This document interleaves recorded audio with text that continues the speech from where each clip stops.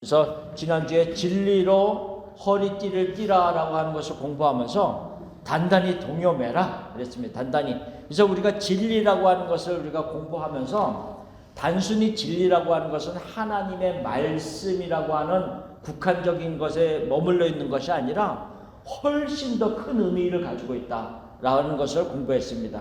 그러면서 신명기 32장 4절에는 하나님이 거짓이 없으신 진실하신 분이다라고 하는 것으로서 하나님이 진리이시다, 참이시다라는 것을 우리가 나눴고요. 그 다음에 예수님이 내가 곧 길이요 진리요 생명이다라고 하는 것을 말씀하시면서 예수님이 진리이시다. 그리고 성령은 진리의 영이시다라고 하는 것. 그래서 하나님, 성삼위의 하나님께서 진리이심을 얘기하고 있습니다. 그 성삼위 하나님, 하나님에게는 거짓이 없기 때문에 오직 참 진리만 있기 때문에 그분의 계획하심도 진리이시고 그분이 우리를 위해서 말씀하시는 모든 것이 진리이시고 우리를 위해서 행동하는 모든 것에 거짓이 없는, 사기성이 없는 진리만 있는 것이다. 그래서 하나님이 진리이기 때문에 하나님으로부터 나오는 모든 것이 진리다라는 것을 얘기했습니다. 그러면 반대급부적으로 마귀는 뭡니까? 요한복음 8장에 뭐라 했어요? 마귀는 거짓의 아비라고 했어요. 그래서 창세로부터 거짓을 통해서 사람들을 미혹을 했단 말이죠. 이 하나님은 선악을 알게 하는 나무를 먹으면 정령 반드시 죽으리라 이렇게 얘기했는데 마귀는 뭐라 해서 결코 죽지 아니하리라 거짓을 얘기했다. 그러니까 창세로부터 참과 거짓이 같이 병행해 오면서 사람들은 어느 쪽에 속해 있느냐에 그 삶을 살고 있다는 것을 얘기했어요. 그래서 진리로 허리띠를 띠라는 것은 무슨 의미냐? 결국은 하나님의 힘으로 우리의 허리를 동여매는 진리 가운데 속해 있는 자의 모습으로 전쟁에 임해야 된 것을 말씀을 하고 있습니다. 자, 그리고 나서 오늘은 두 번째로 하나님의 전신갑주의 두 번째, 오늘은 의의 호심경. 옛날 성경에는 의의 흉배라는 것으로 말씀했는데요. 오늘은 의의 호심경에 대해서 같이 나누려고 합니다.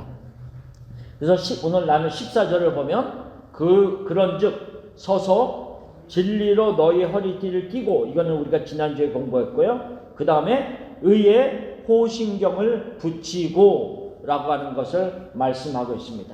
그래서 옛날 고대 로마의 어떤 군사들이 이 어떤 심장과 가슴 부분, 이 부분을 철로 만든 갑옷, 흉배로 쫙 가리고 나서 이렇게 전쟁에 임하는 그 부분, 이 부분을 가리는 것을 의미합니다. 그래서 바울이 지금 에베소서 6장에서 의의가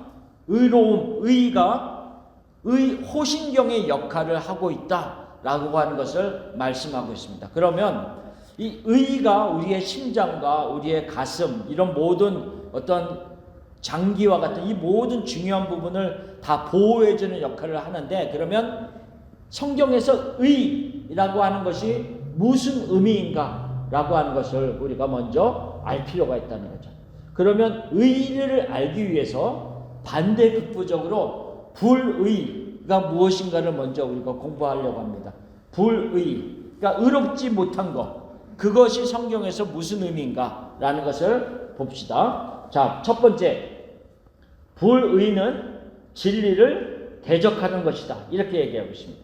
로마서 1장 18절에 보면 같이 읽어봅시다. 하나님의 진노가 불의로 진리를 막는 사람들의 모든 경건하지 않음과 불의에 대하여 하늘로부터 나타나나니 라고 하면서 하나님의 진노가 하늘로부터 나타나는데 어느 사람들에게 임한다라고 얘기를 하고 있냐면 불의로 진리를 막는 사람들에 대한 얘기를 하고 있습니다. 그러니까 우리가 이 불의, 죄 있다라고 하는 불의에 대해서 단순히 윤리적인 타락, 이런 어떤 행동이 잘못된 것으로만 생각하는 것이 아니라 이 불의가 뭐냐면 결국은 진리와 대적하는 그런 자의 모습이다라고 하는 것을 얘기하고 있어요.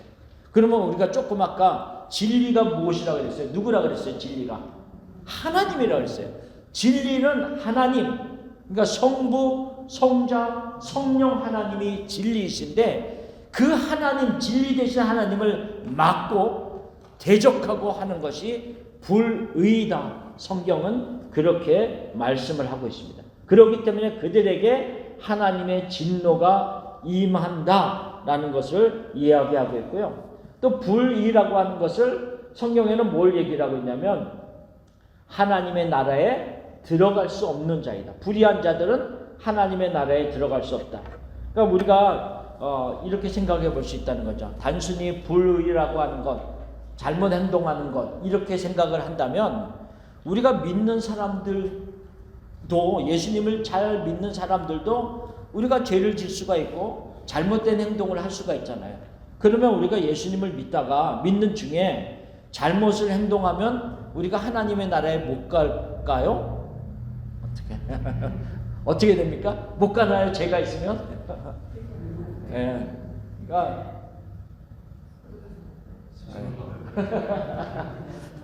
자, 못 가면 큰일 나죠.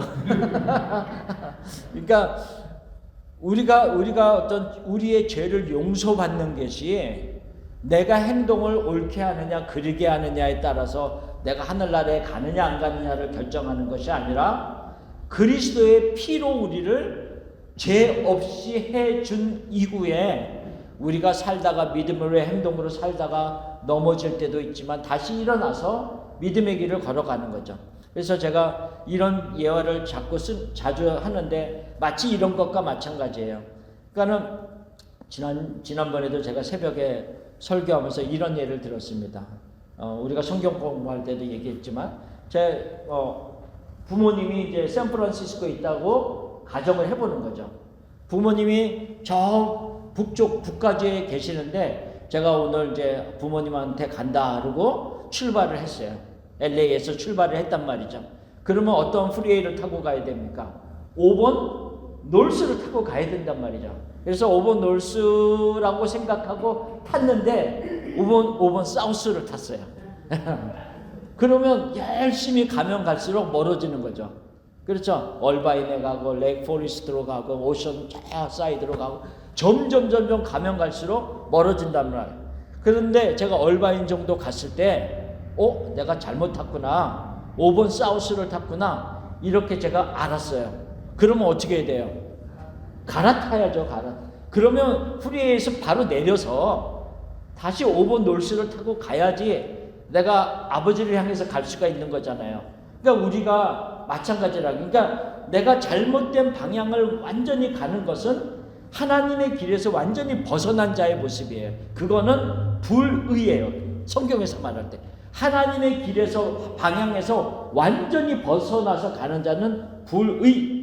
그런데 제가 깨달아서 돌이켜갖고 5번 놀스를 타고 가기 시작했어요.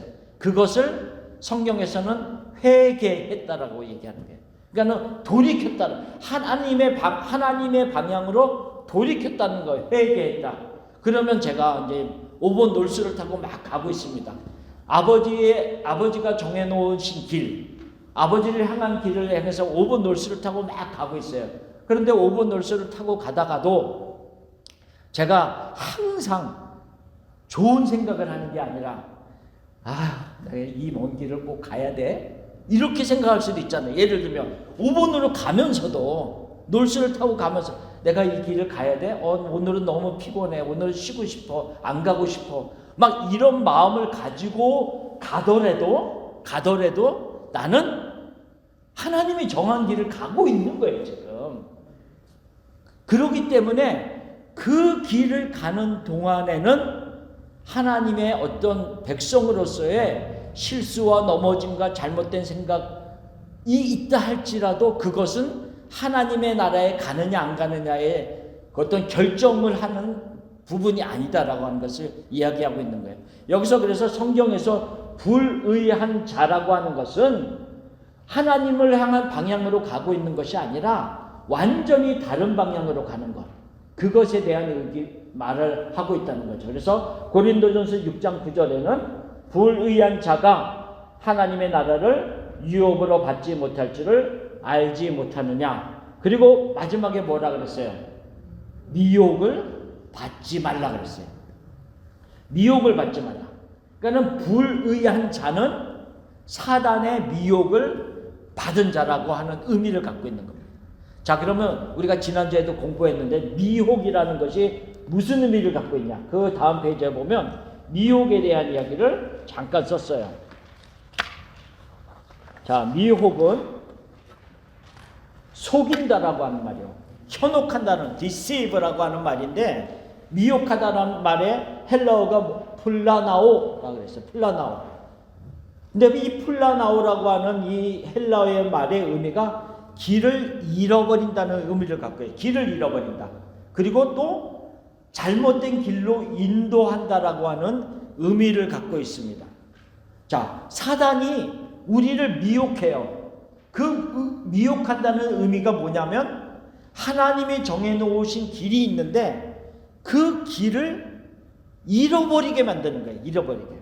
5번 놀스를 타고 가야 되는데 5번 사우스로 가는 게 마치 맞는 것처럼 생각하게끔 만들어버린다고요. 그래서 길을 잃어버리고 방황하게 만드는, 잘못된 방향으로 가는 것을 미혹한다라고 하는 것을 말씀하고 있습니다. 그러니까 불의라고 하는 말의 의미는 하나님의 정해진 길에서 벗어난 자, 잘못된 길로 가면서 길을 잃어버린 자의 의미다라는 것을 말하고 있습니다. 혹시 운전하시면서 길 잃어버린 적 있으세요? 어디로 가? 내가 가는 길이 어디지? 그 생각하니까요. 미국 처음 왔을 때 그때는 내비게이션도 없었거든요. 내비게이션도 없는데 우리 그 종이 지도 종이 지도 하나씩 다 갖고 있었잖아요. 조금 다른 말이지만 제가 그걸 아직도 갖고 있습니다. 근데 그게 아마존에서요 100불 넘게 팔고 있어요. 오래된 거라서 제가 알기로는. 어쨌든 근데 제가 미국 처음 와갖고 교회 이제 그 청년들 모임이 끝나고 이제 어느 친구가 자기가 차가 안 가져왔다는 거야. 집을 데려다 달래. 그래갖고 그 처음 와갖고 미국도 잘 모르는데 데려다 주고 딱 나왔는데 방향을 잃어버린, 내가 처음 가는 길이었어요. 방향을 잃어버린. 일로 가도 안 나오고 절로 가도 안 나오고, 아무리 가도 내가 아는 길이 안 나오는 거예요. 아무리 가도 이쪽으로도 안 나오고. 그래서 이거 도저히 안 되겠다. 할 수 없이 가스 스테이션에 들어가서 야, 내가 어느 방향으로 가야 되냐 물어봤더니 이쪽으로 가라 이렇게 얘기해요. 그래서 그쪽으로 쭉 가다 보니까 제가 아는 길이 나오고, 그러니까 그 깜깜한 밤에 데려주고 나왔는데 길을 잃어버린 그 모습이 생각나네요. 그러니까 지금 어떤 우리가 영적으로도 암흑의 시대에 길을 잃어버리고 마치 내가 가는 길이 맞는 것처럼 미혹된 자들이 많이 있다는 거죠. 그러니까 길을 잃어버린 자들이 미혹된 자이고 불의한 자다. 성경은 그렇게 말씀을 하고 있는 겁니다.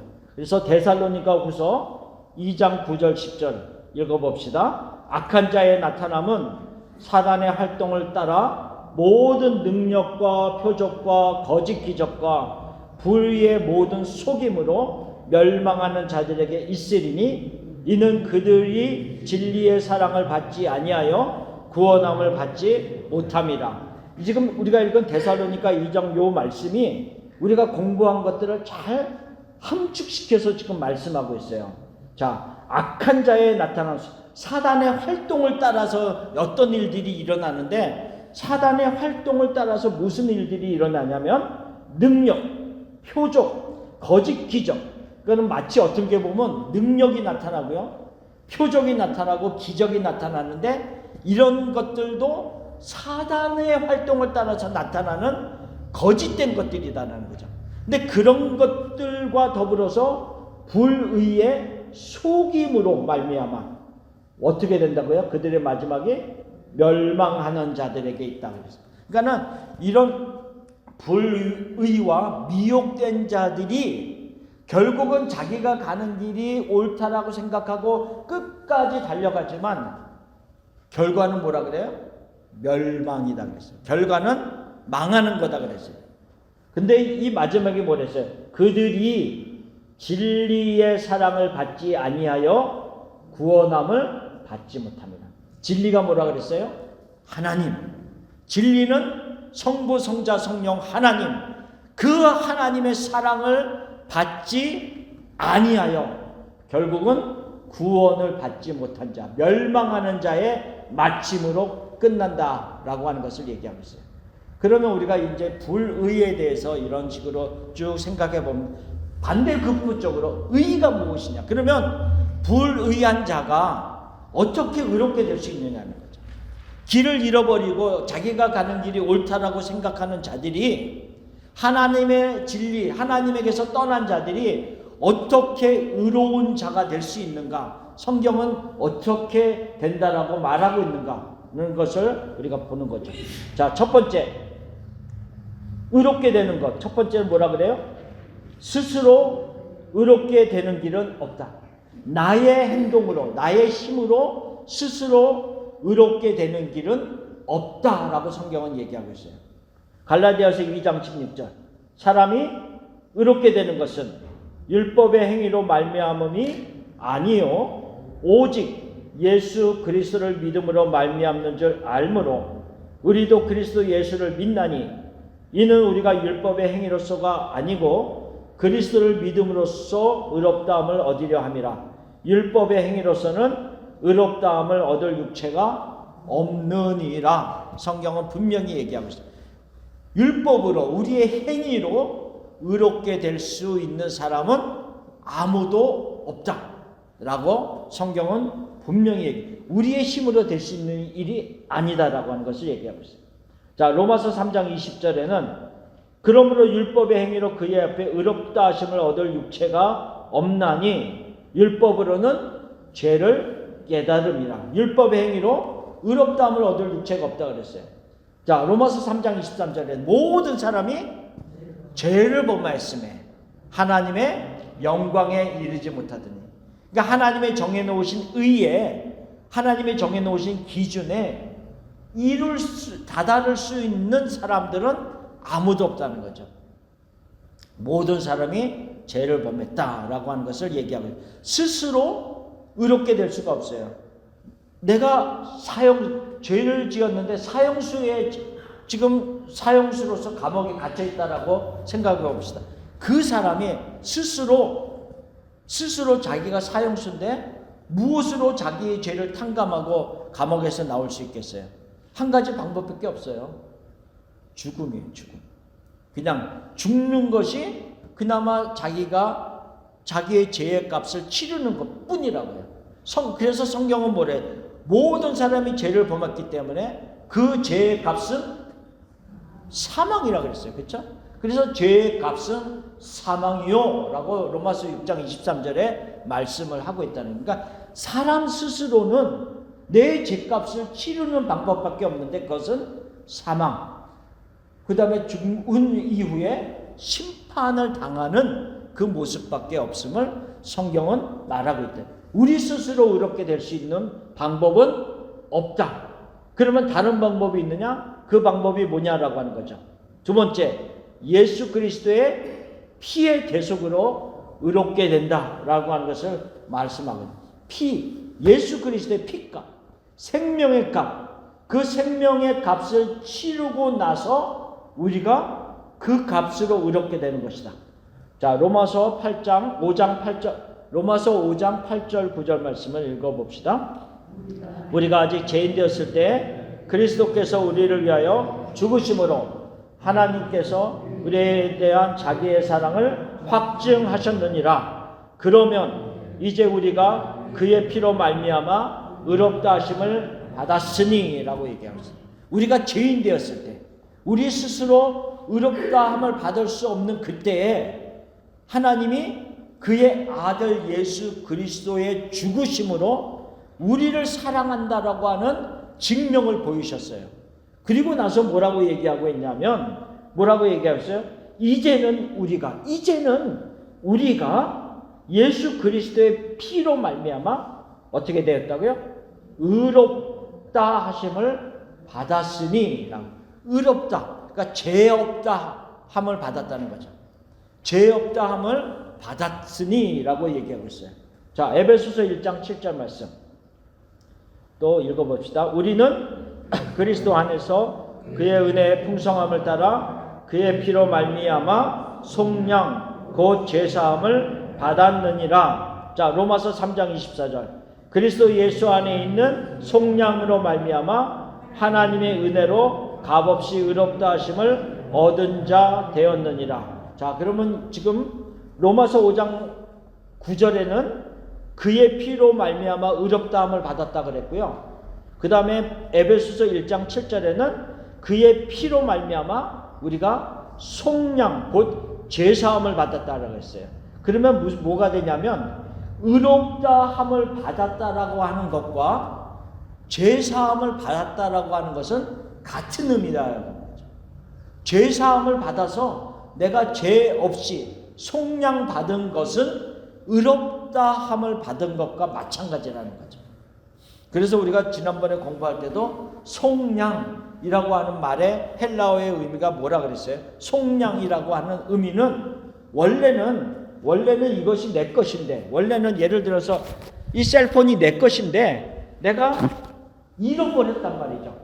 어딘가에 내가 잃어버렸는데 누군가가 내가 갖고 내 건데 그것을 가지고 전화를 와서 내가 당신의 셀폰을 갖고 있습니다. 스마트폰을 갖고 있는데 100불, 200불, 500불을 주시면 내가 돌려드리겠습니다. 원래 내 건데. 근데 내 이 폰 안에 너무 중요한 기록들이 많이 있어요. 그래서 내가 새 것을 사고 그냥 끝나는 게 아니라 500불을 주고라도 그걸 다시 사갖고 오는 거죠. 그러니까 속량이라고 하는 말이 원래는 내 것이 잃어버린 상태였음에도 불구하고 내가 다시 돈을 주고 값을 치르고 다시 사오는 거예요. 원래는 우리가 하나님의 것이에요. 왜? 하나님이 우리를 지으셨잖아요. 피조물인 우리는 하나님의 것이라고요. 근데 죄를 지음으로 말미암아 우리는 잃어버린 자가 되었어요. 하나님의 형상을 잃어버린 자가 되었어요. 근데 사단이 돈을 줘야지 다시 돌려줄 수 있어 이러는 거예요. 근데 이게 값이 만만치가 않은 거예요. 100불, 200불이면 그냥 주고 돌려받을 텐데 만만치 않은 핏값을 치러야 되는 거예요. 핏값을. 그래서 우리를 예수님의 핏값, 생명의 값을 치르고 우리를 다시 하나님의 것으로 만들었다는 거예요. 이것이 속량이라는 거예요. 속량. 그래서 이사야 43장 1절에 내가 너를 지명하여 불렀나니 너는 내 것이라. 하나님이 우리를 창조하셨고 지으셨고 또 우리를 속량하셨기 때문에 우리는 하나님의 것이다 라고 말씀을 하고 있다는 거죠. 그래서 예수 그리스도의 핏값으로 우리는 죄 없다함을 받았고 의롭다함을 받은 존재들이다 라는 것을 말하고 있어요. 근데 우리가 치를 값은, 자, 로마서 3장 24절 아까 읽은 우리가 치는 거는 뭐 있어요? 우리는 값 없이 그랬어요. 값 없이. 그러니까 예수 그리스도 안에, 그리스도 예수 안에 있는 속량, 그러니까 예수님의 핏값을 치르신 그 속량으로 말미암아 하나님의 은혜로 우리는 뭐라고요? 값 없이. 우리는 값 없이. 우리가 치는 것은 없어요. 예수 그리스도의 핏값만 있는 거예요. 그래서 오직 예수 그리스도의 핏값으로만 우리는 의롭다함을 받은 자들이다. 아멘. 한번 생각해 보세요. 예수님이 내가 너를 구원해 줄게. 근데 내가 핏값을, 생명의 핏값을 주지만 너도 10만 불은 내야 돼. 예를 들면 너가 구원받기 위해서 내가 죽어서 핏값을 치르지만 너도 한 10만 불 아니면 50만 불은 내야지 너도 구원받을 수 있어. 그러면 물론 돈 있는 사람들은 10만 불, 50만 불 내고 구원받지만 못 내는 사람들은 어떻게 할까? 안 내고 말지. 구원 안 받고 말지. 없어 말. 근데 값없이 그랬죠. 값없이. 이게 가치가 없다는 말이 아니에요. 우리가 값없이 구원받았다 그래서 가치가 없다는 말이 아니라 예수님의 피값의 가치가 충분하다. 우리를 구원하는 데 있어서 더 이상 첨가할 만한 것이 필요가 없을 만큼 충분하다라는 의미를 가지고 있다는 거죠. 우리는 예수 그리스도의 피값으로 의롭다함을 받은 자들이 되었다라는 것을 말하고 있습니다. 더 이상 죄의 권세, 더 이상 마귀의 권세, 사망의 권세 아래 묶여 있는 자들이 아니다라고 하는 것을 말씀하는 겁니다. 자, 그 다음 페이지 132페이지를 봅시다. 세 번째, 우리가 의롭게 되는 것은 오직 예수 그리스도를 믿음으로만 의롭게 된다. 자, 예수님이 우리를 위해서 피값을 치르시고 십자가에서 돌아가셨어요. 근데 그것이 나의 것이 돼야 되잖아요. 그렇죠?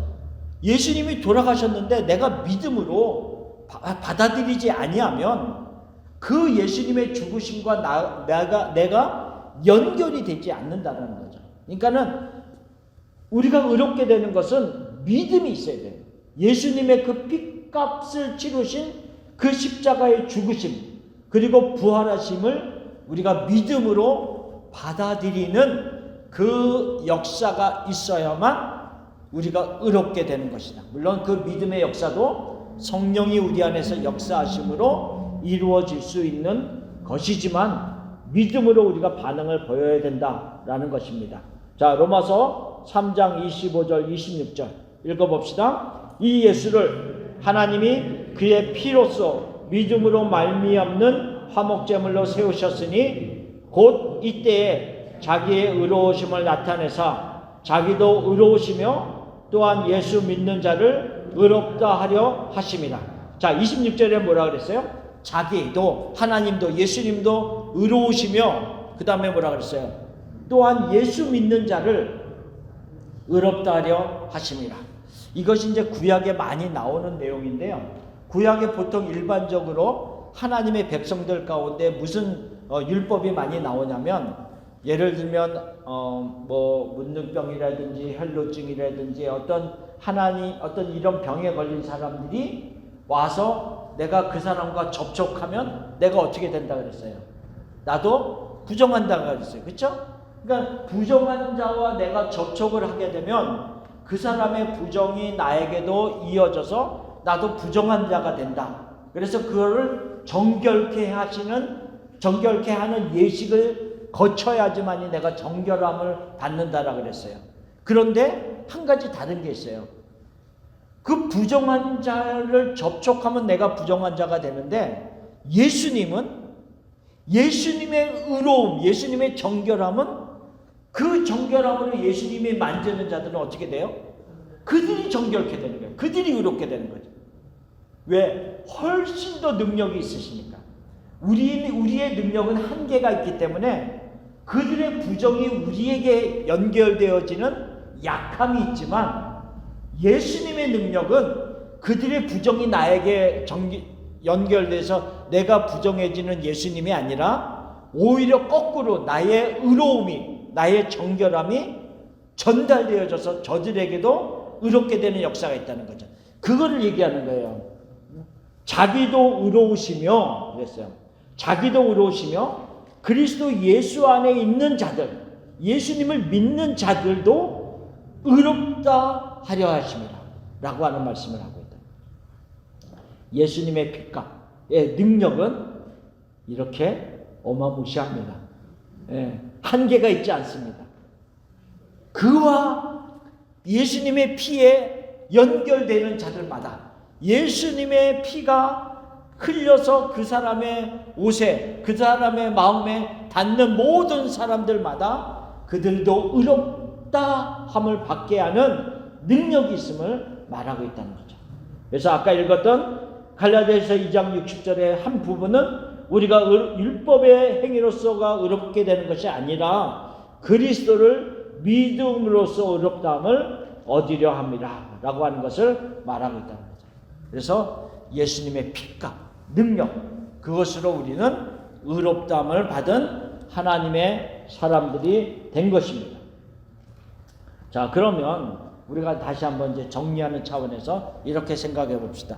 우리가 의의 호심경이라고 했어요. 의의 호심경. 그러니까 예수 그리스도의 의가 우리의 어떤 영적인 심장과 영적인 가슴, 이 어떤 오장육부를 단단히 지켜주고 있단 말이죠. 그러면 이 그리스도의 의가 호심경이 되는 이유에 대해서 다시 한번 정리하면서 우리가 한번 생각해 봅시다. 자, 첫 번째로 의의 호심경이 될 수 있는 이유, 뭐라 그랬어요? 하나님께서 우리를 의롭다고 선언하셨다라고 하는 거예요. 하나님이 우리를 의롭다라고 선언하셨어요. 로마서 8장 33절 34절 말씀에 그랬습니다. 자, 읽어봅시다. 누가 능히 하나님께서 택하신 자들을 고발하리요 의롭다 하신 이는 하나님이시니 누가 정죄하리요 죽으실 뿐 아니라 다시 살아나신 이는 그리스도 예수시니 그는 하나님 우편에 계신 자요 우리를 위하여 간구하시는 자신이라. 자, 우리를 의롭다 하신 이가 누구라 그랬어요? 하나님이랬습니다. 우리를 의롭다 하신 이는 하나님이시니 누가 우리를 정죄하리요? 한번 생각해 보세요. 우리가 그리스도인이 되었어요. 그리스도 안에 있어서 그리스도인이 되었어요. 그리고 생활하는데 어느 사람이 나를 너무 막 힘들게, 내 안에 미움도 있고 내 안에 막 저 사람을 향한 욕하고 싶은 마음도 있고 막 화도 나고 막 여러 가지 마음이 들면서 나도 여러 가지 죄를 질 수가 있고 넘어질 수가 있단 말이죠. 여러 가지 불의한 그 모습들이, 그러니까는 우리가 하나님을 떠난 자들은 아니지만 하나님 안에 있으면서도 그러한 모습들이 나타날 때가 많단 말이죠. 그러면 사단이 어떻게 이제 됐어, 딱 걸렸어.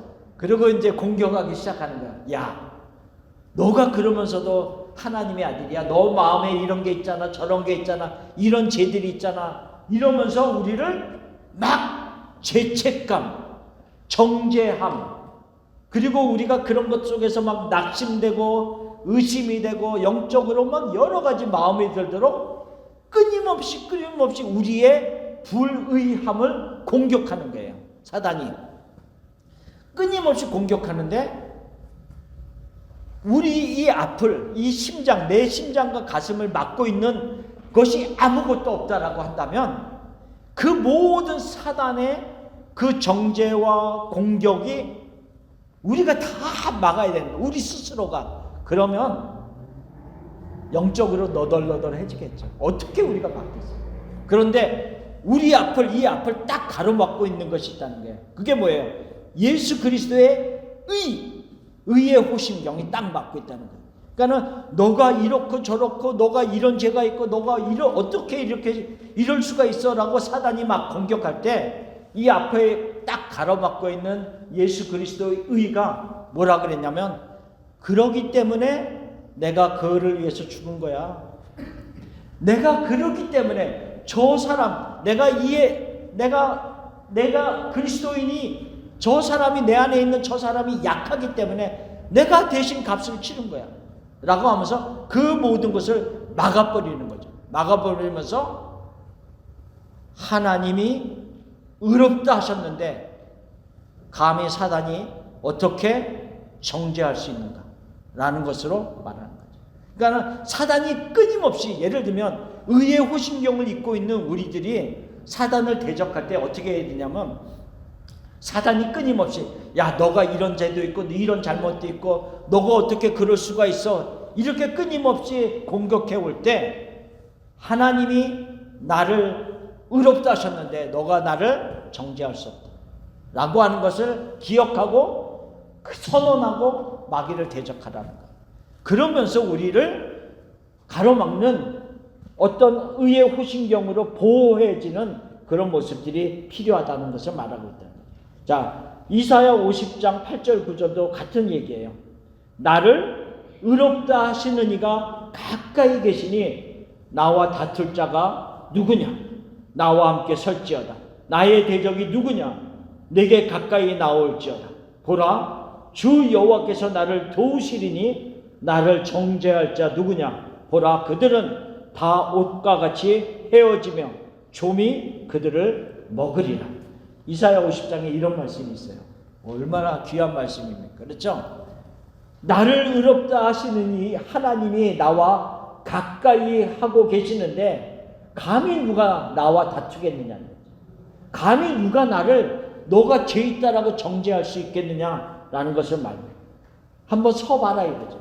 하나님이 나와 가까이 하고 있는데 나를 대적할 자가 있으면 한번 서봐라. 나와 한번 다퉈봐라. 이렇게 지금 이사야 50장은 얘기하고 있어요. 그들의 모습은 어떻게 된다고요? 다 옷과 같이 결국은 다 낡아지고 헤어지고 다 조미 먹고 다 없어버리는, 결국은 하나님이 정죄한, 하나님이 죄가 없다라고 의롭다라고 하신 그 사람만이 온전히 굳게 설 것이다 라고 하는 것을 말하고 있다. 자, 그래서 의의 호신경이 될 수 있는 첫 번째 이유는 하나님이 우리를 의롭다라고 선언했다는 것. 이것을 우리가 꼭 기억해야 됩니다. 하나님이 우리를 의롭다라고 선언하실 때 뭘 보고 그렇게 선언하셨어요? 뭘 보고? 예수님을 보고, 예수님의 피값을 보고 그렇게 선언하신 거예요. 나의 올바른 행동을 보고 그렇게 선언한 것이 아니라는 거예요. 그러니까 자꾸 우리가 의롭게 된 것을 내 행동으로 자꾸 가서 점검해 보려고 하면 안 돼요. 그러니까 예수님의 피값을 치르고 우리는 의롭게 된 자라 하는 것을 꼭 기억해야 된다는 거죠. 그게 두 번째 이유예요. 두 번째 이유. 의의 호신경이 될 수 있는 이유. 예수 그리스도의 보혈로 돌이킬 수 없는 값을 치루었다. 자, 돌이킬 수 없는 값이라는 것이 무엇이냐라고 하는 거죠. 돌이킬 수 없는 값을 치러서, 자, 한번 생각해 봅시다. 제가 이제 어떤 장사를 하는 사람이라고 생각해 봅시다. 장사를 하는 사람이라고 생각해 봤는데 어떤 사람이 와서 물건을 사갔어요. 근데 우리가 미국에서 물건을 샀다가도 다시 리펀드 하는 경우가 많이 있잖아요. 그러면 100불짜리 상품을 물건을 사갔다가 갖고 오면 제가 100불을 다시 돌려줍니다. 그렇죠? 그 상품을 산 가치만큼 돌려준다는 거죠. 근데 우리는 불의한, 우리가 죄 있는 모습으로 살아가다가 어떤 값을 치르고 구원을 받은 사람들입니까? 무슨 값을 치렀다 그랬어요? 예수님의 피값을 치렀단 말이죠. 예수님의 피값을 치르고 죄와 사망의 지배 아래 있는 자를, 우리를 구원해냈다라고 하는 거죠. 구원해냈는데요, 사단이 내가 다시 값을 돌려줄 테니까 그 사람 나한테 돌려줘. 이럴 만한 충분한 값을 사단은 갖고 있지 못하다는 거예요. 사단이 무엇으로 예수님의 피값을 대신 지불하고 자기가 우리를 데려가겠어요? 그래서 돌이킬 수 없는 예수님의 피값을 치르고 우리는 구원을 받았다는 거죠. 이거는 물을 수 있는 것이 아니다라는 거예요. 100불은 100불을 주고 물을 수 있지만 예수님의 피값을 사단이 무엇으로 치를 수 있겠냐는 거예요. 그래서 구원받은 우리는 도저히 구원에서 다시 물을거나 다시 취소되거나 다시 사단의 지배로 돌아갈 수 있는 상황은 절대로 다시 일어날 수 없다라는 것을 성경이 말하고 있는 겁니다. 그래서 그 두 번째 그렇게 쓴 거예요. 예수 그리스도의 보혈로 돌이킬 수 없는 값을 치렀다. 어마어마한 값을 치르고 우리를 구원하셨기 때문이다 라는 것을 말하고 있습니다.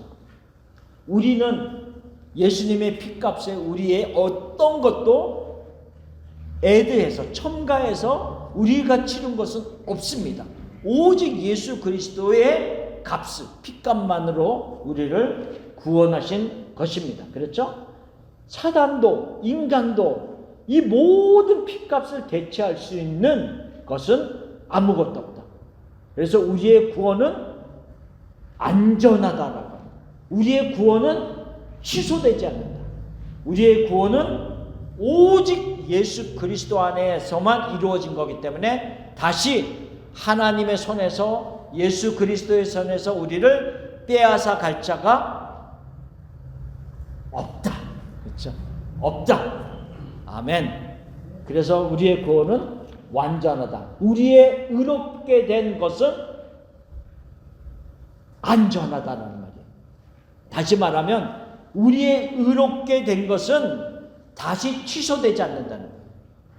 우리가 제대로 믿음의 길을 걸어가다가 넘어질 때도 있고 마음에 여러 가지 잘못된 것들을 품을 때도 있지만 그럼에도 불구하고 우리의 의롭게 됨, 우리의 구원은 취소되지 않는다라는 것을 말하고 있는 거예요. 근데 내가 의의 흉배, 그러니까 예수님 안에 있는 자들은 의의 흉배를 다 지금 이미 붙이고 있는 사람들이에요. 이것을 다시 띄어내지 못한다는 거예요. 예수님의 핏값으로 우리를 딱 가로막고 있음을 말씀하고 있습니다. 취소되지 않습니다. 그것을 예수 그리스도의 보혈로 돌이킬 수 없는 값을 치렀고 사단도 또한 인간도 이 값을 결코 무르고 우리를 데려갈 수 없음을 말하고 있습니다. 자, 로마서 8장 37절 39절 그 마지막 페이지 133페이지에 보면 이렇게 우리가 잘 아는 말씀이 있습니다. 자, 읽어봅시다. 그러나 이 모든 일에 우리를 사랑하시는 이로 말미암아 우리가 넉넉히 이기느니라. 내가 확신하노니 사망이나 생명이나 천사들이나 권세자들이나 현재일이나 장래일이나 능력이나 높음이나 깊음이나 다른 어떤 피조물이라도 우리를 우리 주 그리스도 예수 안에 있는 하나님의 사랑에서 끊을 수 없으리라. 아멘. 우리가 그리스도의 의로 흉배를 딱 붙이고 입었는데 이것을 끄집어내고 이것을 끊어버릴 수 있는 사람은 아무도 없다는 거죠. 우리의 구원을 취소할 수 있을 어떤 세력도 없다라는 것을 얘기하고 있어요. 우리가 의롭게 되었는데 의롭다 하신 이는 하나님이신데 누가 감히 우리를 정죄할 수 있겠느냐라는 말씀을 하고 있는 겁니다. 자, 요한복음 10장 28절 29절도 읽어봅시다. 내가 그들에게 영생을 주노니 영원히 멸망하지 아니할 것이요 또 그들을 내 손에서 빼앗을 자가 없느니라. 그들을 주신 내 아버지는 만물보다 크심에 아무도 아버지의 손에서 빼앗을 수 없느니라. 아멘. 자, 우리가 지난주에 배운 진리로 허리띠를 띠라라고 하는 진리는 성부, 성자, 성령 하나님이라고 그랬어요. 그렇죠? 그 하나님이 거짓을 말하는 사단의 세력과 달리 오직 진리와 어떤 참만 있다라고 얘기해요. 그래서 하나님에게 있는 자들에게는 생명이 존재함을 말하고 있습니다. 자, 그러면 그 어떤 거짓에 참여했다가 불의에 그 어떤 사단의 속임에 참여했다가 불의에 거하다가 하나님의 어떤 의로 말미암아 구원을 받은 자들은 그 안에 모두 그리스도의 의에 흉배, 호심경을 붙이고 있는 자들이기 때문에 더 이상 사망이 그를 지배하지 못한다라고 말했습니다. 자, 요한복음 10장 28절 처음에 뭐라 그랬어요? 그들에게 뭘 줬다 그랬어요? 영생을 주노니 그랬어요. 그 말의 의미는 뭐예요? 다시 사망 가운데 있는 자가 아니라 예수 그리스도 안에서 생명을 소유한 자가 되었다라고 하는 의미입니다. 의롭게 된 자들이다라고 하는 의미를 가지고 있다는 거죠. 그래서 의롭게 됨으로 말미암아 그 안에 영생이 있는 자들은 영원히 멸망하지 아니할 것이고 또 내 손에서, 예수님의 손에서, 그리고 29절에는 내 아버지 하나님의 손에서 빼앗아 갈 수 있는 것은 아무것도 없다라고 하는 것을 말하고 있습니다. 그래서 우리에게 주신 구원, 우리를 의롭다 하신 그 칭의, 의롭게 하심은 취소되지 아니하고 물르지 아니하고 안전하다, 끝까지 안전하다라고 하는 것을 말하고 있습니다. 자, 그 밑에 사단은, 그럼에도 불구하고 사단은 끊임없이 믿는 자들을 참소하는 자다라고 계시록 12장 10절에 말하고 있습니다. 끊임없이 사단은 참소한다는 거예요. 뭐냐면 비난하고 자꾸 고발한다는 거야. 너 그래도 이랬잖아. 너 그래도 이런 잘못을 행했잖아. 너가 예수님 믿는다고 하면서도 너가 이런 죄를 범했잖아. 끊임없이 비난하고 끊임없이 고발을 하는 거예요.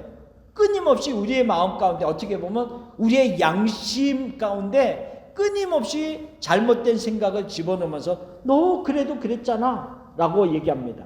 그렇지만 그리스도인들이 하나님의 의를 호신경으로 그들의 심장과 가슴에 착용하고 있지 않는다라면 이 사단의 공격을 감당해낼 수가 없다라는 거죠. 그러나 우리가 감당할 수 있는 이유 하나, 오직 그리스도의 의의 호신경으로 우리를 가로막고 있기 때문에 가능하다라고 하는 것을 말씀하고 있습니다. 그래서 우리가 예를 많이 들죠. 계속 종이를 찢어서 우리가 막 할 때 그 종이가 가장 안전한 방법이 뭐라 그랬어요?